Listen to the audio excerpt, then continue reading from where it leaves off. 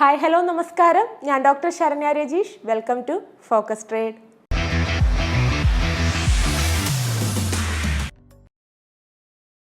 So എല്ലാവരുടെയും trading ഒക്കെ എങ്ങനെ പോണു? അടിപൊളിയായിട്ട് പോകണു എന്ന് തന്നെ വിചാരിക്കുന്നു. ഇപ്പോൾ നമ്മൾ ഒരുപാട് കാര്യത്തിനെ കുറിച്ച് ഡിസ്കസ് ചെയ്തല്ലേ. ഇപ്പോൾ ലാസ്റ്റായിട്ട് നമ്മൾ സ്മാർട്ട് മണി കോൺസെപ്റ്റുകളെ കുറിച്ച് പറഞ്ഞു. പിന്നെയും മറ്റ് ഒരുപാട് കാര്യങ്ങൾ. അതിന് മുമ്പ് നമ്മൾ ടെക്നിക്കൽ അനാലിസിസ് പറഞ്ഞിട്ടുണ്ട്, ഫണ്ടമെൻ്റൽ അനാലിസിസ് പറഞ്ഞിട്ടുണ്ട്. അപ്പോൾ ഇതൊന്നും കാണാത്തവരാണെങ്കിൽ തീർച്ചയായും നമ്മുടെ എല്ലാ വീഡിയോസും കാണണം. അപ്പോൾ ഇപ്പം നമ്മൾ സ്മാർട്ട് മണീനെ കുറിച്ച് പറയുമ്പോൾ ഒരുപാട് പേര് ഇപ്പോൾ സ്മാർട്ട് മണി ട്രൈ ചെയ്യുന്നുണ്ട്, സ്മാർട്ട് മണി കോൺസെപ്റ്റ് പഠിക്കാൻ ശ്രമിക്കുന്നുണ്ട്. ഒരുപാട് മെസ്സേജസ്, ഒരുപാട് കമൻസ് ഒക്കെ എനിക്ക് വരാറുണ്ട്, ഡൗട്ടൊക്കെ ചോദിച്ചിട്ടും. സ്മാർട്ട് മണീനെ കുറിച്ച് നമ്മുടെ എല്ലാ വീഡിയോസും അവൈലബിൾ ആണ്. ജസ്റ്റ് പ്ലേലിസ്റ്റിൽ പോയി നോക്കിയാൽ മതി. സ്മാർട്ട് മണിയുടെ എല്ലാ വീഡിയോസും അവിടെ ഉണ്ട്. സോ ഈ സ്മാർട്ട് മണി എടുക്കുമ്പോൾ തന്നെ എല്ലാവരും കേട്ടിട്ടുള്ളൊരു കാര്യമായിരിക്കും. എല്ലാവരും സ്മാർട്ട് മണി ഇപ്പോൾ പഠിക്കാത്തവരാണെങ്കിലും കേട്ടിട്ടുണ്ടാവും. എങ്കിൽ കൂടി സ്മാർട്ട് മണി പഠിക്കുന്നവർ കൂടുതൽ കേട്ടിട്ടുള്ളൊരു കാര്യമായിരിക്കും ലിക്വിഡിറ്റി. ഈ ലിക്വിഡിറ്റിന്ന് എപ്പോഴും കേൾക്കും. മാർക്കറ്റിൽ ലിക്വിഡിറ്റി ഉണ്ട്, ലിക്വിഡിറ്റി അറിഞ്ഞ് ട്രേഡ് ചെയ്യണം, ലിക്വിഡിറ്റി നോക്കണം, ഇല്ലെങ്കിൽ നമുക്ക് നഷ്ടം വരും. ഇങ്ങനെ ഒരുപാട് കാര്യങ്ങൾ എല്ലാവരും കേട്ടിട്ടുണ്ട്. അപ്പോൾ എന്താണ് ഈ ലിക്വിഡിറ്റി? പലർക്കുള്ള സംശയമാണ്, എന്താണ് ലിക്വിഡിറ്റി? കാരണം സ്മാർട്ട് മണിയുടെ ബേസിക് കോൺസെപ്റ്റൊക്കെ നമ്മൾ പറഞ്ഞു. ഒരുവിധം എല്ലാവർക്കും അതൊക്കെ ഇപ്പോൾ അറിയാം. അപ്പോൾ ലിക്വിഡിറ്റി എന്താണ് എന്ന് എല്ലാവർക്കും ഡൗട്ട് ഉണ്ട്. അപ്പോൾ നമ്മൾ ലിക്വിഡിറ്റിനെ കുറിച്ചാണ് ഇന്ന് പറയാൻ പോകുന്നത്. സോ ചുരുക്കി പറയുകയാണെങ്കിൽ ലിക്വിഡിറ്റി എന്ന് പറഞ്ഞു കഴിഞ്ഞാൽ കുറേ ഓർഡേഴ്സുകൾ കെട്ടിക്കിടക്കുന്ന സ്ഥലം എന്ന് നമുക്ക് പറയാം. ജസ്റ്റ് സിമ്പിളായിട്ട് പറയുകയാണെങ്കിൽ, അതായത് നമ്മൾ റീറ്റെയിൽ ട്രേഡേഴ്സിൻ്റെ കുറേ ഓർഡേഴ്സുകൾ കെട്ടിക്കിടക്കുന്ന സ്ഥലമാണ്. അവിടെ വന്നിട്ട് വലിയ വലിയ ഈ ബാങ്ക് പോലത്തെ വന്ന് കളിക്കുന്ന ഒരു ഏരിയ ആണ് ലിക്വിഡിറ്റി. സോ അതിനെക്കുറിച്ചാണ് ഞാൻ പറയാൻ പോകുന്നത്. അപ്പോൾ അതിനെക്കുറിച്ച് ഞാൻ വിശദീകരിച്ച് കാണിച്ചു തരാം. സോ അത് നോക്കാം. സോ ലിക്വിഡിറ്റിനെ കുറിച്ച് നമ്മൾ പറയാൻ പോകുന്നത്. അപ്പോൾ ലിക്വിഡിറ്റി എന്ന് പറയുമ്പോൾ നമ്മൾ മുമ്പ് പറഞ്ഞിട്ടുണ്ട്, സ്മാർട്ട് മണി കോൺസെപ്റ്റ് ഒക്കെ പറഞ്ഞപ്പോൾ, അതായത് ലിക്വിഡിറ്റി അറിഞ്ഞ് വേണം ട്രേഡ് ചെയ്യാൻ എന്നത്. സോ ലിക്വിഡിറ്റി എന്ന് പറയുന്നത് നമ്മുടെ എല്ലാം ഓർഡേഴ്സുകളാണ്, നമ്മളൊക്കെ പ്ലേസ് ചെയ്ത് വെച്ച ഓർഡേഴ്സുകളാണ്. ആ ഓർഡേഴ്സിനെ, അതായത് നമ്മളെ മാനിപ്പുലേറ്റ് ചെയ്ത് ആ ഓർഡേഴ്സിനെ വലിയ വലിയ ഇൻസ്റ്റിറ്റ്യൂഷണൽ ട്രേഡേഴ്സ് വന്നിട്ട് എടുത്ത് നമ്മുടെ സ്റ്റോപ്പ് ലോസിനെ ഹിറ്റ് ചെയ്യിപ്പിക്കും. ആ ഒരു ഏരിയ ആണ് ലിക്വിഡിറ്റി എന്ന് പറയുന്നത്. അപ്പോൾ നമുക്കതിൻ്റെ എക്സാമ്പിൾ ഞാൻ സിമ്പിളായിട്ട് കാണിച്ചു തരാം. അതായത് ഇപ്പം നമ്മൾ സപ്പോർട്ട് റെസിസ്റ്റൻസ് വെച്ച് ട്രേഡ് ചെയ്യുന്ന ഒരാളാണെങ്കിൽ, സപ്പോർട്ട് റെസിസ്റ്റൻസിനെ കുറിച്ചൊക്കെ നമ്മുടെ സ്റ്റാർട്ടിങ് വീഡിയോസിൽ നമ്മൾ പറഞ്ഞിട്ടുണ്ട്.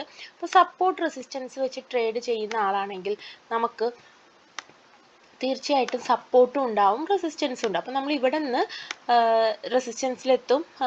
അങ്ങനെ ഒരു 2 വട്ടം അല്ലെങ്കിൽ 3 വട്ടം ഇങ്ങനെ ആവുമ്പോൾ നമ്മൾ എന്ത് ചെയ്യും?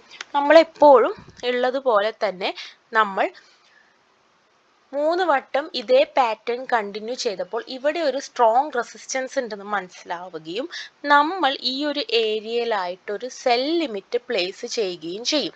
നമ്മൾ അങ്ങനെ സെൽ ലിമിറ്റ് പ്ലേസ് ചെയ്യുമ്പോൾ നമ്മുടെ സ്റ്റോപ്പ് ലോസുകളെല്ലാം വരുന്നത് ഈ ഒരു ഏരിയയിലായിരിക്കും, അതിൻ്റെ തൊട്ട് മുകളിലായിട്ടായിരിക്കും വരുന്നത്. സോ ഇങ്ങനെ നമ്മുടെ ചാർട്ട്, അതായത് ചാർട്ട് മാർക്കറ്റ് മൂവ് ചെയ്ത് ഈ ഒരു ഏരിയയിലെത്തും. ഈ ഒരു ഏരിയയിലെത്തുമ്പോൾ നമ്മുടെ സെൽ ലിമിറ്റ് ഓർഡർ ഒക്കെ ആക്ടിവേറ്റ് ആവും. പക്ഷെ ആക്ടിവേറ്റ് ആയി കഴിഞ്ഞാലും, അതായത് ഒരുപാട് റീറ്റെയിൽ ട്രേഡേഴ്സ് ഇവിടെ സെൽ ലിമിറ്റ് ഓർഡർ വെച്ചിട്ടുണ്ട്, അത് ആക്ടിവേറ്റ് ആവും. അത് ആക്ടിവേറ്റ് ആയി കഴിഞ്ഞാൽ ഇത് ജസ്റ്റ് ഒന്നും കൂടി മുകളിലോട്ടേക്ക് പോകും. അതെങ്ങനെയാണെന്ന് വെച്ച് കഴിഞ്ഞാൽ, ഇവിടെ സെൽ ലിമിറ്റ് ഓർഡർ ഉണ്ട്, അത് ആക്ടിവേറ്റ് ആയത് ഇൻസ്റ്റിറ്റ്യൂഷണൽ ട്രേഡേഴ്സിന് മനസ്സിലാവും. കാരണം എല്ലാവരും ഈ സപ്പോർട്ട് റെസിസ്റ്റൻസ് ബേസിസിൽ അത് വെച്ചിട്ടുണ്ടാവും എന്ന് മനസ്സിലാവും. അങ്ങനെ മനസ്സിലാക്കുമ്പോൾ അവർ ഈ ഒരു ഏരിയയിൽ വെച്ചിട്ട് വലിയൊരു ബൈ കൊടുക്കുമ്പോൾ മാർക്കറ്റ് മുകളിലോട്ട് പോകും, ഈ ഒരു ഏരിയയിൽ എത്തും. ഈ ഒരു ഏരിയയിൽ എത്തിക്കഴിഞ്ഞു കഴിഞ്ഞാൽ എന്ത് സംഭവിക്കും? എല്ലാവരുടെയും സ്റ്റോപ്പ് ലോസ് ഹിറ്റ് ആവും. അതിനുശേഷം സെല്ല് കൊടുക്കുകയും മാർക്കറ്റ് സെല്ലിലേക്ക് പോവുകയും ചെയ്യും. അപ്പോൾ നമ്മൾ പലപ്പോഴും കണ്ടിട്ടുണ്ട്, പലരും പറയുന്ന കാര്യമാണ്, മാർക്കറ്റ് നമ്മൾ സ്റ്റോപ്പ് ലോസ് ഹിറ്റായ ശേഷം പിന്നെ താഴേക്ക് തന്നെ പോയി എന്നത്.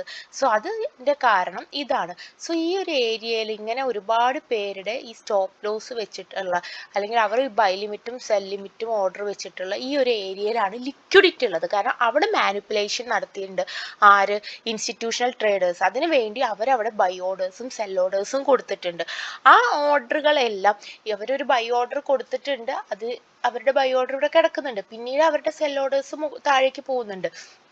സോ ഈ ബൈ ഓർഡേഴ്സ് അവരിവിടെ കൊടുത്തിട്ടത് അവർക്ക് ഇവിടെ ലോസ് ആയിട്ട് കിടക്കുന്നുണ്ടാവും. കാരണം എന്താണെന്ന് വെച്ച് കഴിഞ്ഞാൽ ഇത് മാനിപ്പുലേഷന് വേണ്ടി കൊടുത്തിട്ടതാണ്. പകരം സെൽ ഓർഡേഴ്സ് കുറെ അവർക്ക് പ്രോഫിറ്റിൽ പോയെങ്കിലും ഒരു വലിയൊരു ബൈ ഓർഡർ ഇവിടെ എപ്പോഴും ലോസ് ആയി കിടക്കുന്നുണ്ടാവും. അതിനെ തിരിച്ചു പിടിക്കാൻ വേണ്ടിയിട്ട് അവർ വീണ്ടും മാർക്കറ്റിനെ മൂവ് ചെയ്ത് ഇവിടെ എത്തിക്കും. ആ ഒരു മൂവ്മെന്റ് നമ്മൾ മനസ്സിലാക്കി, ലിക്വിഡിറ്റി ആദ്യം മനസ്സിലാക്കും, അതിന് വേണ്ടിയിട്ട് ഇവർ എത്തിക്കുന്നു മനസ്സിലാക്കും.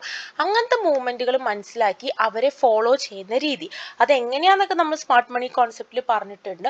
സോ അവരെ ഫോളോ ചെയ്യുന്ന ഓർഡർ ബ്ലോക്കും ഫെയർ വാല്യൂ ഗ്യാപ്പും ഇങ്ങനത്തെയൊക്കെ നോക്കിയിട്ട് സോ അവരെ ഫോളോ ചെയ്യുന്ന രീതിയാണ് നമ്മുടെ സ്മാർട്ട് മണി കോൺസെപ്റ്റ്. അപ്പം ഇങ്ങനെയുള്ളതിനെയാണ് ഈ ലിക്വിഡിറ്റി എന്ന് പറയുന്നത്. അപ്പോൾ ലിക്വിഡിറ്റീസ് എന്ന് പറയുമ്പോൾ നമുക്ക് ഇതുപോലെ തന്നെ സപ്പോർട്ട് റെസിസ്റ്റൻസ് വരുന്ന ഏരിയാസ്, അതായത് ഈക്വൽ ഹൈ, നമുക്ക് സപ്പോർട്ട് റെസിസ്റ്റൻസിൽ മാറ്റി സ്മാർട്ട് മണി കോൺസെപ്റ്റിലേക്ക് വരുമ്പോൾ നമ്മൾ പഠിച്ച ടേം ഉണ്ട് ഈക്വൽ ഹൈ ഈക്വൽ ലോ എന്നൊക്കെ. ഇങ്ങനെ ഈക്വൽ ഹൈസ് വരുന്ന ഏരിയ, അതുപോലെ തന്നെ ഈക്വൽ ലോ വരുന്ന ഏരിയ, അതുപോലെ തന്നെ trend line liquidity, equal high liquidity ഉണ്ട്, ഈക്വൽ ലോ ലിക്വിഡിറ്റി ഉണ്ട്, അതുപോലെ തന്നെ ഇങ്ങനെ ട്രെൻഡ് ലൈൻ ലിക്വിഡിറ്റി, ഇങ്ങനെ സൈഡിൽ നമ്മൾ ട്രെൻഡ് ലൈനെ കുറിച്ച് പറഞ്ഞിട്ടുണ്ട്, ഇങ്ങനെ ട്രെൻഡ് ലൈൻ ലിക്വിഡിറ്റി. അപ്പോൾ ഇതെല്ലാം പല തരത്തിലുള്ള ലിക്വിഡിറ്റി ഇങ്ങനെ വരുന്ന ഏരിയാസിലായിരിക്കും നെക്സ്റ്റ് ഒരു ബ്രേക്ക് ഔട്ട് ഉണ്ടാവും, അല്ലെങ്കിൽ നെക്സ്റ്റ് ഒരു തിരിച്ച് അവിടെ തട്ടി വീണ്ടും വരും എന്നുള്ളൊരു പ്രതീക്ഷയിൽ ആൾക്കാർ ബൈ ലിമിറ്റ് ഓർഡറും സെൽ ലിമിറ്റ് ഓർഡറും അല്ലെങ്കിൽ അങ്ങനത്തെ ഓർഡേഴ്സുകളൊക്കെ ലിമിറ്റ് ഓർഡേഴ്സുകൾ അല്ലെങ്കിൽ നമ്മുടെ പെൻഡിങ് ഓർഡേഴ്സുകളൊക്കെ വെച്ചിരിക്കുന്നത്.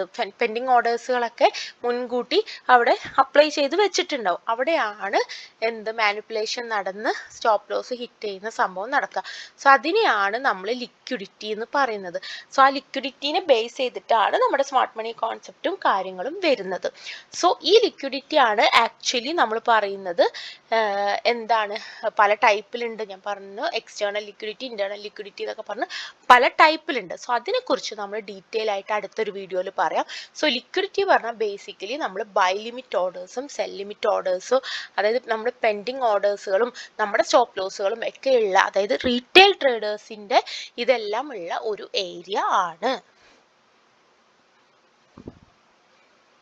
സോ ഇപ്പോൾ കണ്ടില്ലേ, ഇതാണ് ലിക്വിഡിറ്റി എന്ന് പറയുന്നത്. അപ്പോൾ ജസ്റ്റ് ഞാൻ ആദ്യം പറഞ്ഞ പോലെ തന്നെ ഒരുപാട് ഓർഡേഴ്സുകൾ കെട്ടിക്കിടക്കുന്ന ഒരു സ്ഥലമാണ് ലിക്വിഡിറ്റി. അവിടെ വന്ന് നമ്മുടെ ബാങ്കൊക്കെ വന്ന് പ്ലേ ചെയ്യുകയാണ്.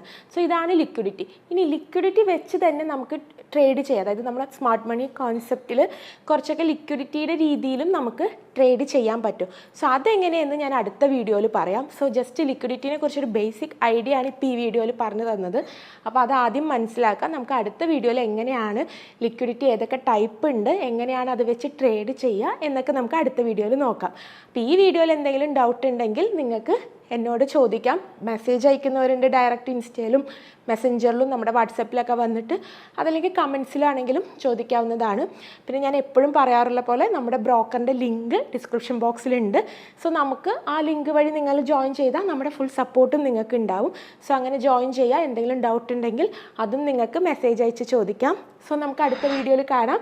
ഈ വീഡിയോ ഇഷ്ടപ്പെട്ടാൽ ലൈക്ക് ചെയ്യുക, സബ്സ്ക്രൈബ് ചെയ്യുക, അതുപോലെ ഡൗട്ടൊക്കെ ചോദിച്ചോളൂ. എല്ലാത്തിനും മാക്സിമം ഞാൻ റിപ്ലൈ തരാൻ വേണ്ടിയിട്ട് ശ്രമിക്കുന്നതായിരിക്കും. അപ്പോൾ അടുത്ത വീഡിയോയിൽ കാണാം. I M doctor Saranya Rajeesh. Bye bye.